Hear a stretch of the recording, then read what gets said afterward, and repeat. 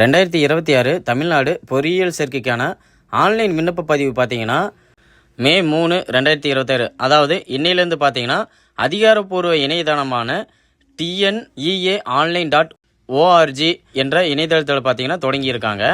மாணவர்கள் பார்த்தீங்கன்னா ஜூன் 2, 2026 வரை விண்ணப்பிக்கலாம்னு சொல்லியிருக்காங்க. இந்த விண்ணப்ப பதிவு பார்த்தீங்கன்னா +2 ரிசல்ட்டுக்கு முன்னாடியே பார்த்தீங்கன்னா செயல்முறையை தொடங்கிட்டாங்க. ஸோ இந்த கலந்தாய்வு பற்றின முக்கிய விவரங்களை பார்ப்போம்.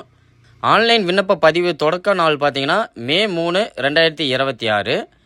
விண்ணப்பிக்க கடைசி தேதினா ஜூன் 2, 2026.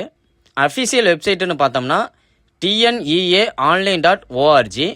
இதோட செயல்முறையை பார்த்தீங்கன்னா விண்ணப்ப பதிவு, கட்டணம் செலுத்துதல், சான்றிதழ் சரிபார்ப்பு, விருப்ப தேர்வு, இடஒதுக்கீடு போன்றவைகள் பார்த்தீங்கன்னா ஆன்லைன் மூலமாக நடைபெறும்னு சொல்லியிருக்காங்க.